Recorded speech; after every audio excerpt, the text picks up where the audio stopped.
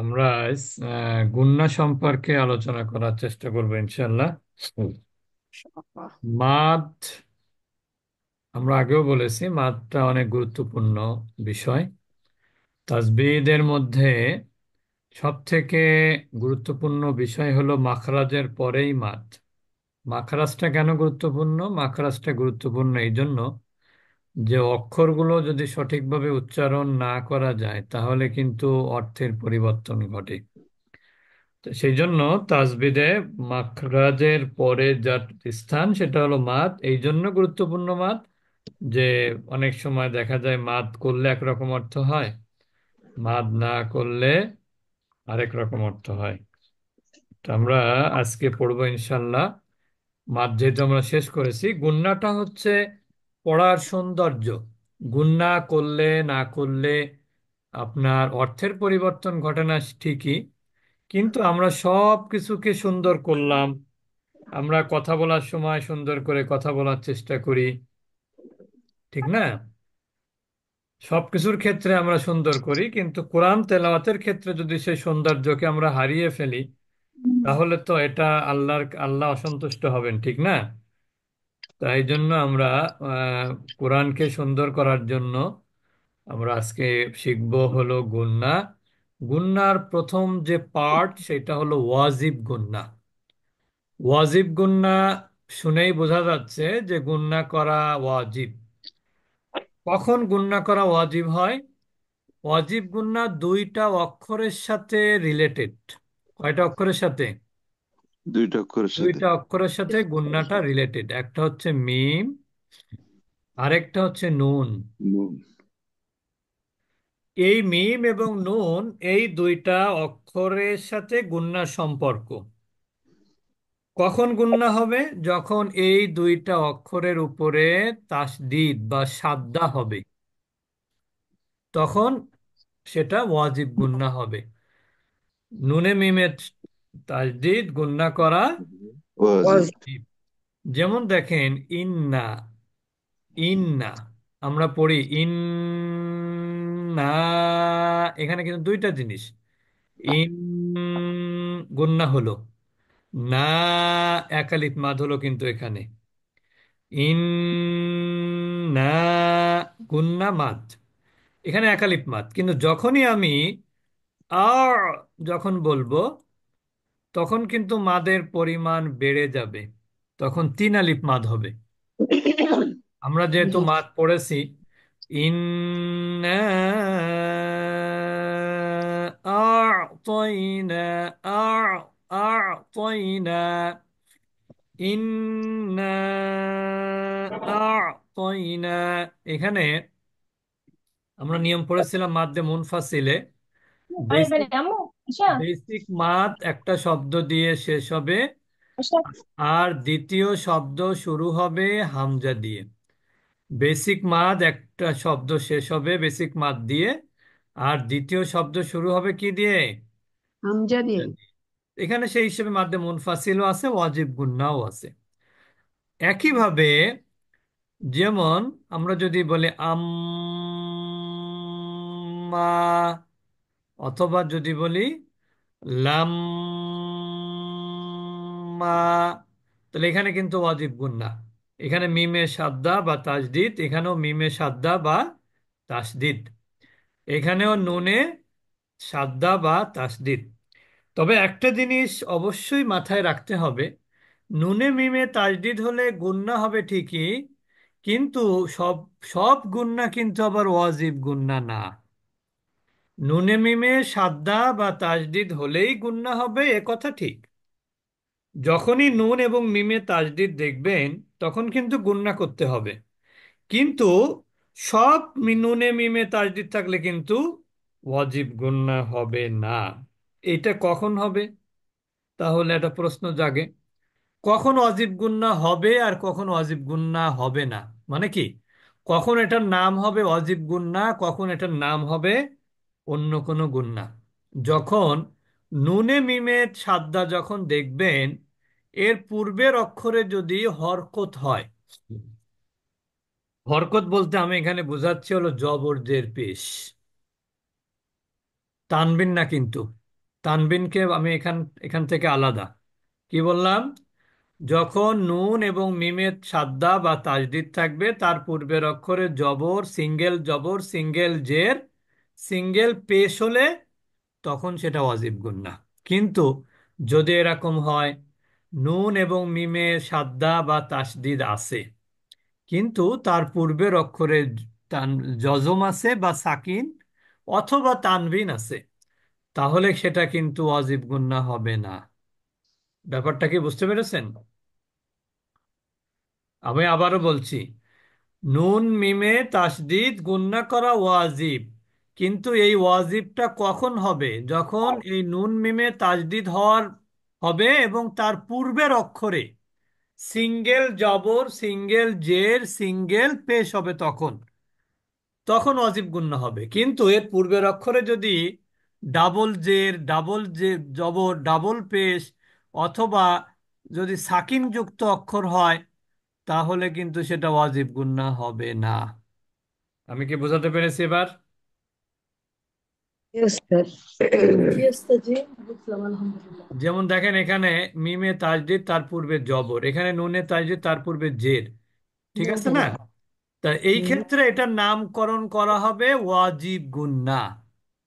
ওই যে এখন এইগুলোকে কেন ওয়াজিব গুন্না বলা হবে, কিন্তু আদারওয়াইজ যদি সাকিন বা মানে তানবিন থাকে সেগুলোকে কেন ওয়াজিব গুন্না বলা হবে না, সেইটা আমরা কিন্তু একটু পরেই কিছুটা বুঝতে পারবো ইনশাল্লাহ। তাহলে আপাতত আমরা কি জানলাম? ওয়াজিব গুন্না হচ্ছে নুন মিম তাজদিদ গুন্না গুণ করা ওয়াজিব। ওয়াজিব। তবে এটা ওয়াজিব গুন্না হওয়ার ক্ষেত্রে শর্ত হলো তার পূর্বের অক্ষরে সিঙ্গেল হারাকা থাকবে, ডাবল হারাকা থাকবে না, বা সাকিন থাকবে না। না, আপনাকে বাদ দেওয়ার সাহস কারো হয়নি। বুঝতে আপনি পেরেছেন সবাই? ঘুমাচ্ছেন বলে আপনাকে ডিস্টার্ব করা হয়নি। স্যার, আচ্ছা, এখন আমরা চলে যাব, অজিব গুন্না কিন্তু শেষ। কোরআনে যেখানে আপনি নুন এবং মিমে তাজদিদ দিবেন সেখানে গুন্না ঠিকই হবে, কিন্তু ওয়াজিব গুন্না যদি নাম করতে হয় তাহলে অবশ্যই তার পূর্বের অক্ষরে হয় জবর নাইলে জের অথবা পেশ সিঙ্গেল হারাকা হবে, আদারওয়াইজ সেটাকে অন্য কোনো নামে নামকরণ করা হবে। এখন আমরা চলে যাব মিম সাকিনের গুন্না। আমরা কিন্তু এখন পড়লাম ওয়াজিব গুন্না, আর এখন আমরা চলে যাব মিম সাকিনের গুন্না। মিম সাকিন কি? মিম সাকিন হলো মিম অক্ষরের উপরে সাকিন। মিম সাকিন কি? মিম মিমের সাকিনের উপর। কিন কোরআনে অনেক জায়গাতে মিমে সাকিন পাবেন, অনেক জায়গাতে। কোরআনের মধ্যে অনেক জায়গাতে মিম অক্ষরে কি পাবেন? সাকিন পাবেন। এই মিম অক্ষরে যখন সাকিন দেখবেন, তখন মাথার মধ্যে একটা জিনিস আনতে হবে, যে এই মিমে গুন্না হবে নাকি হবে না। কি বললাম? কোরআনে যত জায়গা মিম সাকিন পাবেন সব জায়গাতে পড়ার সময় কোন জিনিসটা মাথায় আনতে হবে? এটাতে সাকিন হবে কি হবে না। হবে না। আমি কি বোঝাতে পেরেছি? জি ওস্তাদ। হুম। জি মিম ওস্তাদ। অক্ষর যেখানে দেখবেন সেখানে মাথায় দুইটা অপশন, হয় গুন্না নাইলে গুন্না ছাড়া। তো কখন গুন্না হবে কখন গুন্না ছাড়া হবে সেটা আমরা এখন বলবো আপনাদেরকে। কোরআনের মধ্যে 500 জায়গাতে মিম অক্ষরে সাকিন আছে। কয়শো জায়গাতে? 500 টাকা। 500 জায়গাতে। অথচ কোরআনের আয়াত, কোরআনের পৃষ্ঠা সংখ্যা কত? 604 বা 8।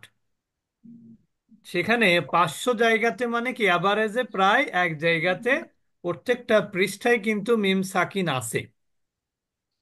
সুতরাং মিম সাকিনের গুরুত্ব আমাদেরকে অনুধাবন করতে হবে। কখন গুন্না হবে? মিম সাকিনের নিয়ম হচ্ছে তিনটি। প্রথম নিয়ম হচ্ছে ইকফা। ইকফা মানে শাব্দিক অর্থ হলো গোপন করা, কিন্তু আমার এখানে কিন্তু শাব্দিক অর্থটা এখানে মুখ্য বিষয় না। এখানে মুখ্য বিষয় হলো গুন্না হবে নাকি হবে না। ইকফা যত জায়গায় নাম হবে, যার নাম হবে ইকফা, আপনার গুন্না করা সেখানে কি হয়ে যাবে? গোপন হবে। মানে আবশ্যক মানে কি, তাজবিদের পরিভাষায় আবশ্যক হবে। তাহলে ইকফা যার নাম, হ্যাঁ, গুন্না ছাড়া নাই তার কি গতি, ঠিক না? ইকফা হলেই গুন্না হবে, মনে রাখবেন, সেটা যে কোনো ইকফাই হোক না কেন।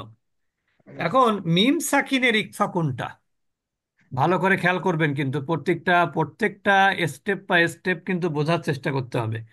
মিম সাকিনের ইকফা কোনটা এবং ইকফার অক্ষর কি? মিম সাকিনের ইকফার অক্ষর মাত্র একটা। কয়টা? এটা হলো বা।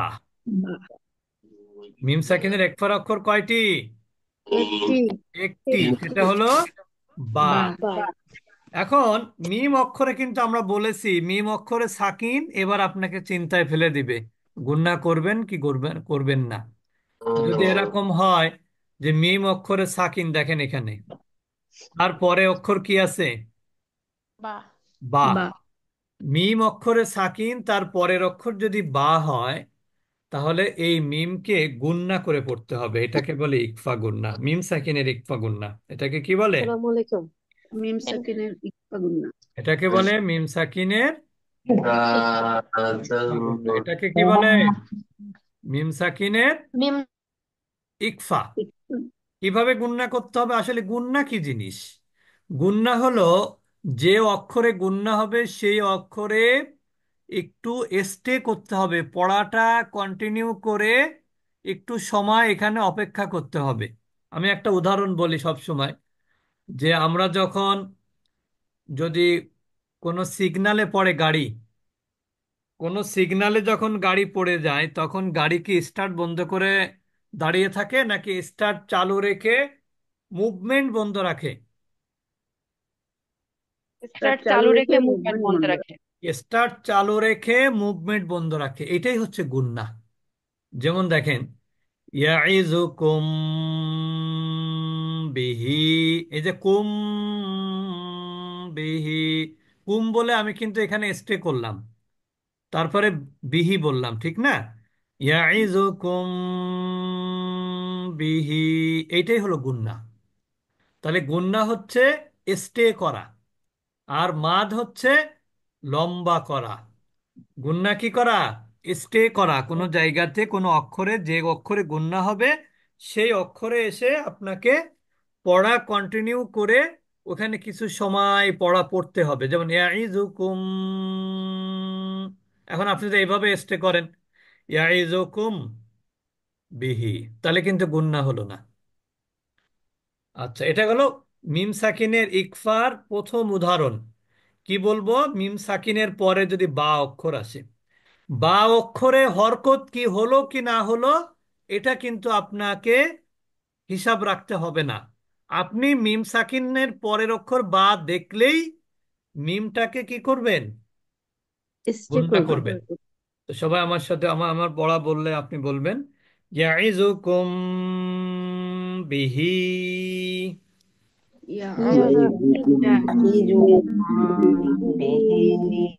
ওয়া তুযাক্কিহিম বিহা। এখানে দেখেন মিম সাকিনের পরে বা, বলেন। এটা হচ্ছে মিম সেকেন্ডের ইকফা। হ্যাঁ। وتزكيهم ওয়া بها তুযাক্কিহিম বিহা। এখন একটা জিনিস হয়তো অনেকের মনে প্রশ্ন জাগতে পারে, সেটা হলো গুণনার কোনো পরিমাণ আছে কিনা। গুণনার কিন্তু পরিমাণ আছে। গুণনা হচ্ছে একালিপ, যতক্ষণ পর্যন্ত একালিপ মাদ করেন তত সময় পর্যন্ত কি করতে হবে? গুণনার সময়টাকে তত সময় পর্যন্ত গুণনা করতে হবে। একালিপ মাদের পরিমাণ 2 হারাকা আমরা বলেছিলাম, তাহলে গুণনা হবে কয় হারাকা? 2 হারাকা পরিমাণ গুণনা হবে। তার মানে গুণনার একটা টাইম লিমিট আছে, ঠিক না? গুণনারও একটা টাইম লিমিট আছে। এখন আপনি গুণনা করলেন 4 আলিফ মদের সম পরিমাণ, তাহলে এটা কিন্তু আবার কি হলো? হবে না। অনিয়ম হয়ে গেল, ঠিক না? এখানে জি। স্বজন প্রীতি হয়ে গেল। তাহলে ওয়াতুজাক্কিহিম বিহা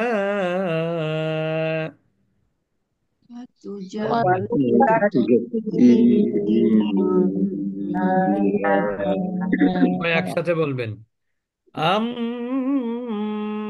বাঈদুন।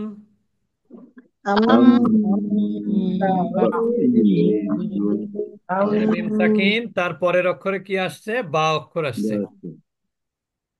বা'যুহুম বিবা'দ।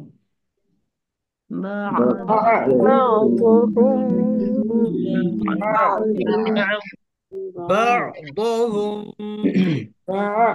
ببعض। بعضهم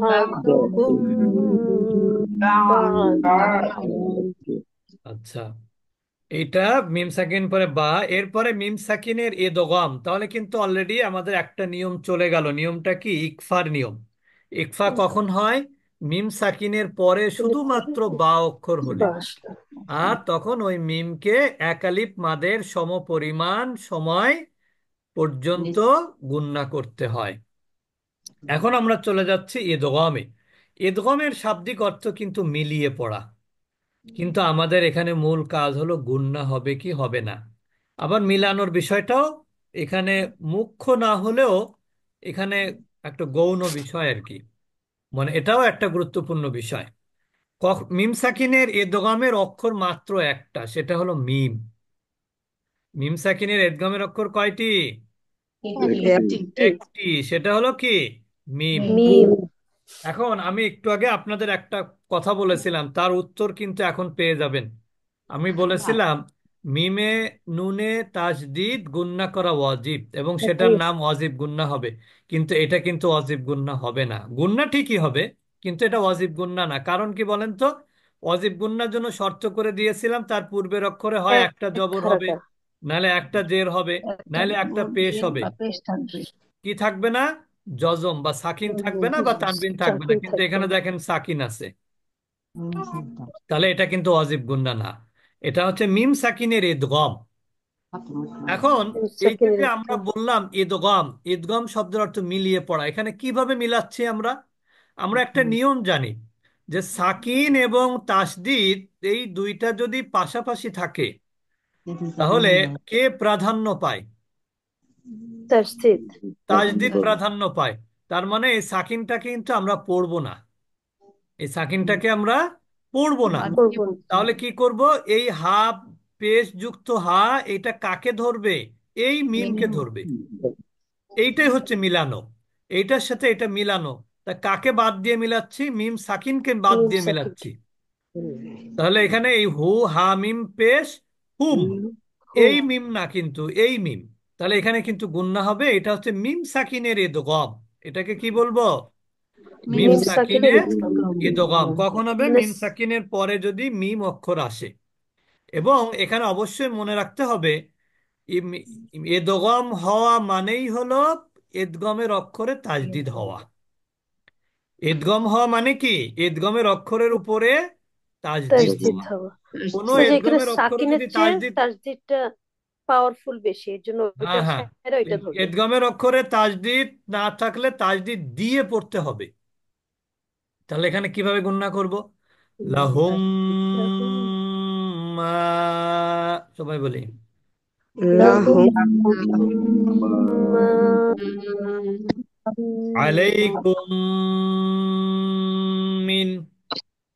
আলাইকুম মিন তাহলে এখানে মিম সাকিন, তারপরে একটা মিম আসছে।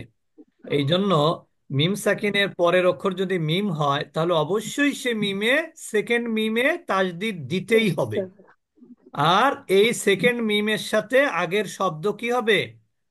হ্যাঁ, এটা পড়ার সময় মিলাইতে হবে মিলাই পড়তে কানেক্ট হবে করে পড়তে, কানেক্ট করবে। পড়ার সময় কি করতে হবে? কানেক্ট করবে, কানেক্ট করতে এবং হবে তখন গুণনা করতে হবে। আলাইকুম মিন। আলাইকুম মিন ইয়াতিকুম মাসালু। ইয়াতিকুম মাসালু এখানেও একই নিয়ম, মিম সাকিনের পরে মিম, পরবর্তী মিমকে এই কাপ এই মিমকে কানেক্ট করবে, এখানে গুণনা হবে। ইয়াতিকুম মাসালু يأتكم مثل مثل ফামিনহুম মান। منهم من আচ্ছা, এবার আমরা বলি ইকফার অক্ষর কি? বা। মিম সাকিনের ইকফার অক্ষর কয়টি? একটি, হচ্ছে একটি, সেটা একটি কি? বা। বা আর মিম সাকিনের এদগমের অক্ষর কয়টি? একটি সেটা কি? মিম। মিম আর এই আরবি আরবি আরবিক লেটার কয়টি মোট উচ্চারণ হয়? 29টি 28টি। 28টি 28টি অক্ষর উচ্চারিত হয়, কিন্তু অ্যারাবিক লেটার 29টি। এই দুইটা বাদে আর অক্ষর থাকে কয়টি? 26টি। 26টি এই 26টি অক্ষর যদি মিম সাকিনের পরে কোনো একটা আসে, তাহলে কিন্তু সেটাকে গুন্না ছাড়া পড়তে হবে। এটাকে বলে ইজহার। মনে ইজহার রাখবেন, ইজহার মানে স্পষ্ট করা, কিন্তু এখানে আমাদের মুখ্য বিষয় হলো গুন্না হবে কি হবে না। ইজহারে কখনোই গুন্না হবে না। ইজহারে কখনোই গুন্না হবে না। তাহলে দেখেন, এখানে কিন্তু মিম সাকিন, এই যে তার পরের অক্ষর কিন্তু ওয়াও। ওয়াওটা কিন্তু বা মিমের বাইরের অক্ষর। তার মানে এখানে আর গুন্না হবে না। তাহলে কিভাবে পড়তে হবে? আলাইহিম ওয়ালাদ্দাল্লিন। এখানে কিন্তু আমরা দেরি করলাম না। তাহলে কি হবে বলেন? আলাইহিম আলাইহিম عليهم ولا الضالين এই দলিনটা কি মাদ? মদ্দে লাজিম। মাদ্দে লাজিম। দলিনটা লাজিম মাদ্দে লাজিম। তাহলে আমরা مد আজকে যেটা শিখলাম, দুইটা জিনিস। একটা হলো ওয়াজিব গুন্না, নুনে মিমে তাসদিদ গুন্না করা ওয়াজিব। তবে ওয়াজিব গুন্না কখন হবে? যখন নুনে মিমে তাসদিদ এবং তার পূর্বের অক্ষরের সিঙ্গেল হারাকাত জবরদের পেশ হবে তখন। আর এরপরে আমরা নিয়ম পড়লাম মিম সাকিনের নিয়ম। মিম সাকিনের তিনটা নিয়ম। একটা হলো ইকফা। ইকফা হলো মিম সাকিনের পরে যদি বা অক্ষর আসে তাহলে ইকফা অর্থাৎ গুন্না সহ পড়তে হবে। আর ইদগম, মিম সাকিনের পরে যদি মিম আসে তাহলে সেকেন্ড মিমে তাসদিদ দিয়ে পড়তে হবে গুন্না সহ। এটা হলো মিম সাকিনের ইদগম। আর এই দুইটা মিম এবং বা ছাড়া বাকি অক্ষরগুলো যদি মিম সাকিনের পরে আসে, তাহলে সেটার নাম হবে ইজহার। আমরা এই ক্লাসটা এখানে শেষ করব। আপনারা একটু আমাদের ফেসবুক পেজে খেয়াল রাখবেন। আমাদের কিন্তু আগামী সপ্তাহে হয়তোবা একটা রাতে একটা তাসবিদের ক্লাস শুরু করতে যাচ্ছি আমরা, রাত 8:30টায়। কোন কোন দিন হবে সেটা আমরা আপনাদেরকে জানিয়ে দিব ইনশাল্লাহ। আপনারা একটু যারা দেশের বাহিরে আছেন তাদেরকে দাওয়াত দিবেন, যাতে তাসবিদের ক্লাস রোজার আগে যেন আমরা কোরআনটাকে বিশুদ্ধ তেলাওয়াত শিখে যেন আমরা রমাজানে প্রবেশ করতে পারি। আমরা এই আসসালামু উদ্যোগ আলাইকুম গ্রহণ রহমতুল্লাহ। করছি। আমরা আশা করি এই উদ্যোগে আপনারা সাড়া দিবেন।